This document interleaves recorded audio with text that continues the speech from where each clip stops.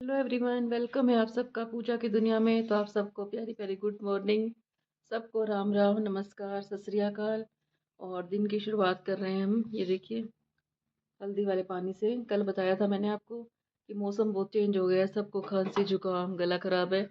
तो दिन की शुरुआत हमेशा गर्म पानी से किया करो। सिंपल पानी नहीं पीना आपने। कभी हल्दी वाला पानी, कभी सौंफ वाला, कभी अजवाइन वाला। और उधर वो पी रहे हैं पानी, शहनशाह जी भी।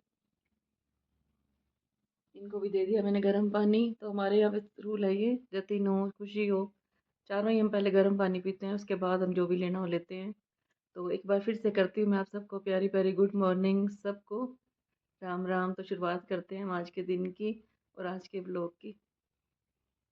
तो गाइस, आज हम बना रहे हैं गाजर आलू मटर की सब्जी। और गाजरें बहुत अच्छी आई हुई हैं, तो कोशिश करें कि गाजरों की हर चीज़ बनाएं। गाजर का अचार, गाजर का मुरब्बा, गाजर का हलवा, और गाजर की खीर भी बनाते हैं कई लोग।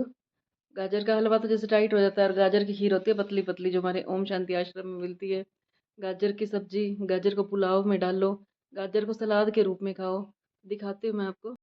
ये छील रही हूँ मैं गाजरें। कल भी आई थी गाजर, लेकिन उसका मैंने अचार डाल दिया था और पुलाव में डाला था। सो गाइस, अब हम जा रहे हैं गुरुद्वारे में, और साथ में पार्क में भी जाएंगे हम। और उधर खड़े हैं खुशी के पापा, गुरुद्वारे में जाने के लिए सामान ले रही हैं। काफ़ी दिन हो गए थे हमें गुरुद्वारे गए हुए। तो हमें हर जगह जाना चाहिए, गुरुद्वारे में, मंदिर में, गौशाला में, पार्कों में। तो जितना हो सके हमें अपने हाथों से दान पुण्य करना चाहिए। क्योंकि मैं अपने हर व्लॉग में कहती हूँ कि हमारे साथ जाएंगे तो सिर्फ हमारे पुण्य कर्म जाएंगे, बाकी सब यहीं पे रह जाएगा। ये धन दौलत रिश्ते नाते सब यहीं रह जाएगा। तो अपने जन्म का फ़ायदा उठाएं। कहते हैं कि मनुष्य जन्म बहुत मुश्किल से मिलता है, तो इसका हमें फ़ायदा उठाना चाहिए। अपने हाथों से हमें जितना हो सके पुण्य कर्म करने चाहिए, सबका भला करना चाहिए और सबके लिए दुआएं मांगनी चाहिए। अब हम मिलेंगे आपको गुरुद्वारे में या पार्क में, देखते हैं पहले कहाँ जाते हैं। अगर हम जा रहे हैं गुरुद्वारे में, और ये हमारे घर के पास ही है, 5 मिनट का रास्ता है बस।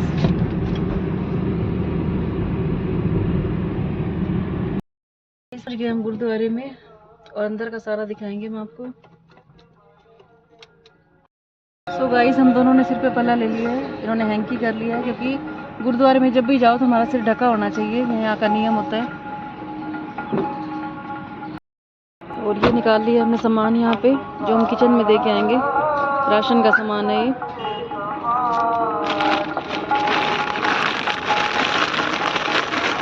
ज़्यादा भारी है क्या? ये देखिए कैसे उठा के ले जा रहे हैं।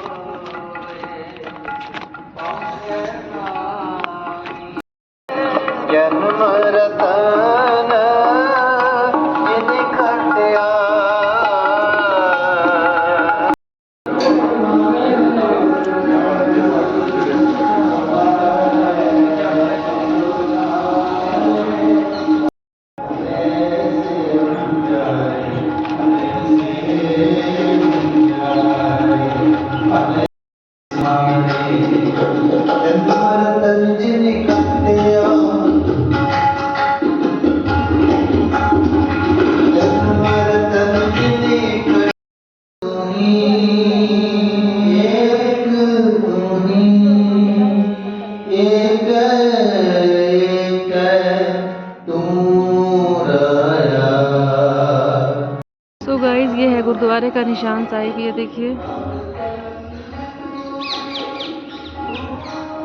ये देखिए बाहर का व्यू। बहुत लोग आते हैं यहाँ पे, दूर दूर से आते हैं, श्रद्धा और विश्वास के साथ आते हैं सब। सो गाइस, हम जा रहे हैं अब घर पे। पलकू को खड़ा करना है, जाके सोई हुई होगी वो। और ये देखिए यहाँ का व्यू।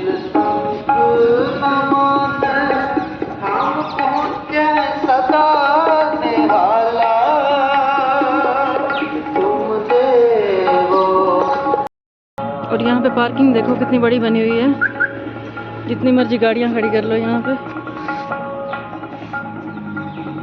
और उधर खड़ी है हमारी गाड़ी। अब हम जा रहे हैं पक्षियों को दाना पानी डालने के लिए, और नए रास्ते से जा रहे हैं हम। पता नहीं उस रास्ते से पहुंचेंगे या नहीं, देखते हैं। सड़क बन रही है यहाँ पे। तो गाइस, हम जा रहे हैं पैदल, क्योंकि रास्ते में सड़क की वजह से बंद थी, वहाँ पे आने का रास्ता नहीं था। गाड़ी हमने पीछे ही खड़ी कर दी है और यहाँ पे आए हम पक्षियों को दाना डालने के लिए। ये काफ़ी दूर है हमारे घर से।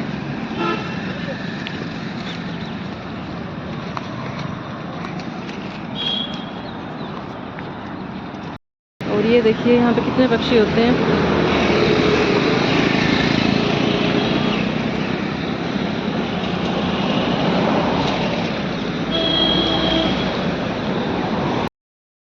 और यहाँ पे हमें गायें भी मिल गई है।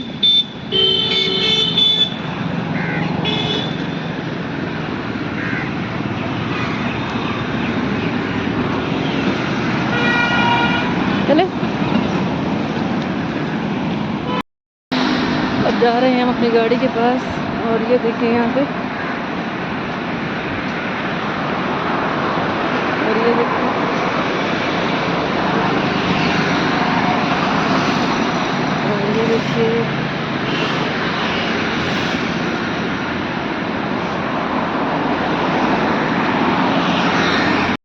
सो गाइस आ गए हम घर पे और मैं बना रही हूँ चाय। ड्राई फ्रूट हमने पहले ले लिया है और आज चाय बनाई है मैंने दालचीनी वाली। दालचीनी वाली चाय तो मैंने बहुत दिन बाद बनाई है, ख़त्म हुई पड़ी थी और आज ही मेरी नज़र पड़ी कि पॉलीथिन में दालचीनी पड़ी हुई थी। तो आ जाओ पी लो जिसने चाय पीनी हो। सो गाइस आ जाओ, T party, morning tea party हो रही है धूप में। और ये जा रहे हैं पानीपत अभी थोड़ी देर में। बस चाय पीते ही मैं जुटूंगी किचन में, बनाऊंगी सब्जी रोटी। और खुशी भी आ रही है अभी। और कपड़े भी धो दिए हमने। ये देखिए सुबह मैं गई थी तो मशीन लगा के गई थी, सारे कपड़े धो दिए हमने। आज खुशी के कपड़े धोए हैं, कल मेरा नंबर लगेगा। कढ़ाई रख दिया मैंने, गाजर आलू मटर डाल के कढ़ाई में। और कोई प्याज टमाटर हम इसके अंदर नहीं डालते, ऐसी ही बहुत अच्छी सब्ज़ी बनती है। और साथ में ये भी लगे हुए हैं देखिए हेल्प करने के लिए, क्योंकि इन्होंने जाना है और बहुत जल्दी है। और ये मैं गाजर कद्दूकस कर रही हूँ। ये देखो, एक गाजर का मैं रायता बनाऊँगी और एक गाजर की मैं रोटी बनाऊँगी। बड़ी अच्छी लगती है हमें गाजर की रोटी। आप भी ज़रूर बनाया करो, जितना हो सके गाजर यूज़ किया करो आप, बहुत फ़ायदेमंद होती है। सो गाइस रायते के लिए मैंने गाजर उबाल रही है और इधर निकाल दिया मैंने आटा। और इनकी बनाऊंगी मैं रोटियां और शायद इसके अंदर मैं प्याज भी काट लूँगी। और गाजर के रायते में लहसुन ज़रूर डालना चाहिए, लहसुन और हरी मिर्चें, उन्हीं का टेस्ट आता है। और इधर हमारी सब्ज़ी भी रेडी होने वाली है, 5 मिनट में रेडी हो जाएगी।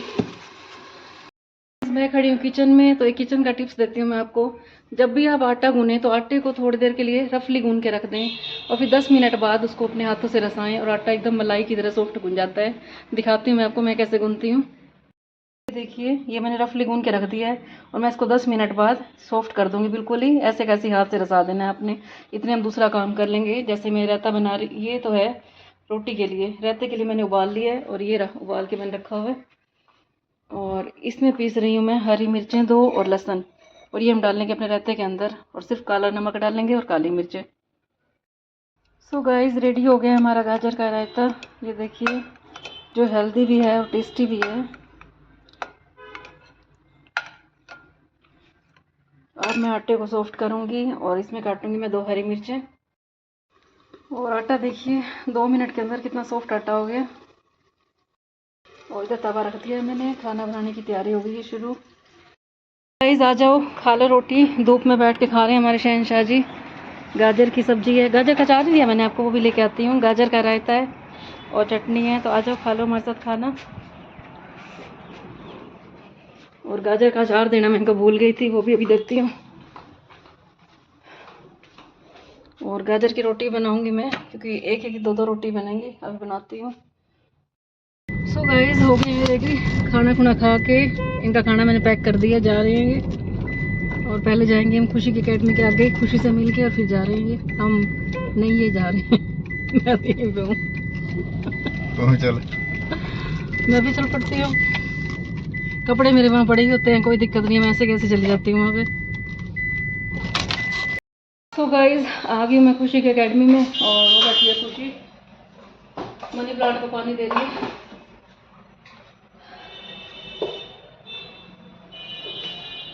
और इसके पापा चले गए हैं, मैं थोड़ी देर यहाँ बैठूंगी फिर चली जाऊंगी।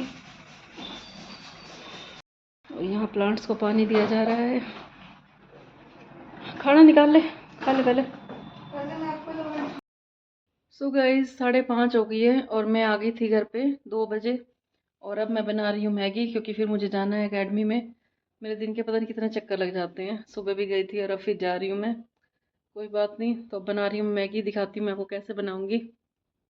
तो गाइस प्याज फ्राई कर रही हूँ मैं, और उसमें डालूँगी मैं नमक, हल्दी, थोड़ी सी हल्दी डाल लूँगी, और मैगी मसाला देखती हूँ पड़ा हुआ तो डाल दूँगी, नहीं तो ऐसे बना लूँगी। और ये निकाल दिया मैंने मैगी, थोड़ी थोड़ी तोड़ दिया मैंने ये। सो गाइस मैगी हमारी रेडी हो गई है, और मैं पैक करूँगी अभी खुशी के लिए। दिखाती हूँ मैं कैसी बनी है। और मेरी आदत है एक साथ ज़्यादा काम करने की। कई लेडीज़ होती हैं कि पहले सब्ज़ी आराम से बैठ के काटेंगी और फिर एक चीज़ में ही घुस जाएंगी बनाने के लिए, लेकिन मैं एक साथ चार चार काम करती हूँ।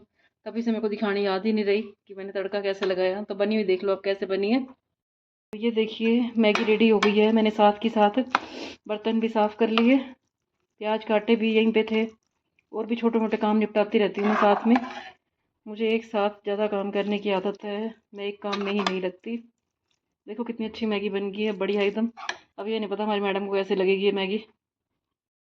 सो गाइस जा रही हूँ मैं खुशी की एकेडमी में, और ले लिया मैंने खुशी के लिए मैगी, पैक कर लिया है, और अपनी मैंने खा लिया, और हमारा डिनर यही हो गया। और खुशी के पापा यहाँ पे होते हैं तो हम शाम को चाय पीते हैं, और मेरा डिनर उसी में हो जाता है, क्योंकि साथ में बिस्किट वगैरह लेते हैं तो हमारा पेट भर जाता है। और वो नहीं होते यहाँ पे तो फिर हम शाम को ही कुछ ऐसा बना लेते हैं कि हमारा डिनर हो जाता है। हल्का फुल्का ही बनाते हैं हम रात को। तो अब जा रही हूँ मैं एकेडमी में। सो गाइस अब टाइम है व्लॉग के एंड करने का, और उससे पहले करेंगे हम 2 मिनट के लिए परमात्मा के नाम की चर्चा। तो आज हम बात करेंगे अपने चित्र के ऊपर। कहते हैं कि इंसान अपना चित्र सुधारने में सारी ज़िंदगी लगा देता है, लेकिन अपना चरित्र सुधारने की बिल्कुल भी नहीं सोचता। तो जितना हो सके हमें अपना चरित्र सुंदर बनाना चाहिए। और शरीर का क्या है, शरीर का तो पता भी नहीं चलता कब कोई बीमारी आए और इसकी क्या हालत हो जाती है।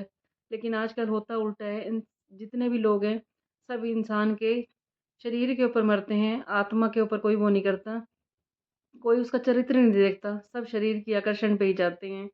तो आपने ये बात भी सुनी होगी, कहते हैं कि जब इंसान के बाल वाइट आ जाते हैं तो उसे समझ लेना चाहिए परमात्मा का इशारा है कि तुमने बहुत इस दुनिया में मन लगा लिया, अब परमात्मा के नाम में भक्ति लगा लो। लेकिन क्या होता है, इंसान फिर तसल्ली देके अपने आप को बालों में रंग करवा लेता है। जब इंसान के दांत जाने लगते हैं तब भगवान इशारा करता है कि अब तुम्हारी ज़िंदगी के दिन थोड़े ही रह गए हैं, और अब तुम परमात्मा के नाम में अपनी भक्ति करो। लेकिन फिर इंसान क्या करता है, दांत भी नकली लगवा लेता है।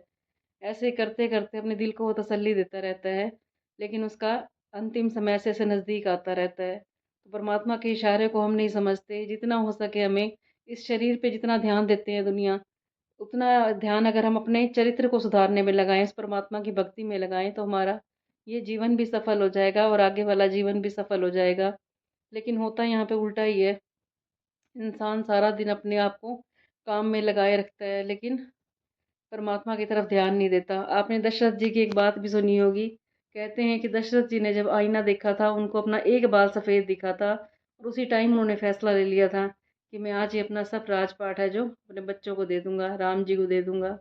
और आज के टाइम में क्या होता है, इंसान की पूरी ज़िंदगी निकल जाती है, लेकिन फिर भी वो पैसे की मोह में अपने, पहले तो अपने बच्चों में मोह माया में पड़ता है, और फिर जो उनके बच्चे हो जाते हैं, अपने पोते हो गए, दोते हो गए, उनके मुंह में इतना फंस जाता है कि उसे अपना भला बुरा दिखाई नहीं देता। और इसका सबसे बड़ा एग्जाम्पल है धृतराष्ट्र का, जो आज तक कहते हैं कि वो अपने पुत्र मोह में इतना अंधा हो गया था कि उसने अपने सारे कुल का ही नाश कर दिया था। जब द्रौपदी का अपमान हो रहा था तो धृतराष्ट्र, भीष्म पितामह सब चुप बैठे थे। अगर ये बड़े बोल पड़ते तो शायद महाभारत का युद्ध ना होता। कहते हैं कि अगर महाभारत का युद्ध ना होता तो कृष्ण जी को बांसुरी की जगह पे सुदर्शन चक्र ना चलाना पड़ता, क्योंकि कृष्ण जी तो बांसुरी बजाया करते थे, लेकिन उनको सुदर्शन चक्र चलाना पड़ गया, और उन्होंने साथ दिया था अर्जुन का।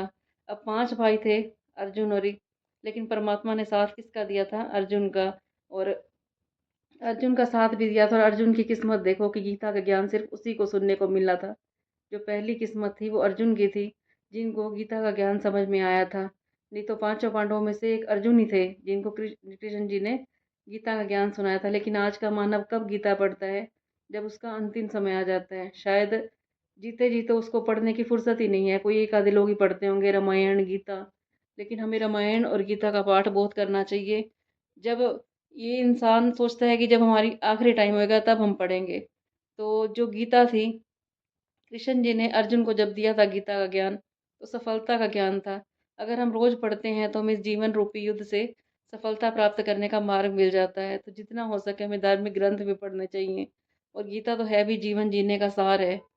परमात्मा ने यही कहा है कि अधर्म के ऊपर धर्म की जीत हुई थी, असत्य के ऊपर सत्य की जीत हुई थी। तो यही गीता में पाठ सिखाती है। तो जितना हो सके हमें धार्मिक ग्रंथ भी पढ़ने चाहिए और ये भरोसा रखना चाहिए कि जब भी परमात्मा सच्चे लोगों का साथ देता है तो वहीं पे सच्चाई की ही जीत होती है। कभी परमात्मा ने आज तक झूठे लोगों का साथ नहीं दिया, हमेशा सच की ही जीत होती है।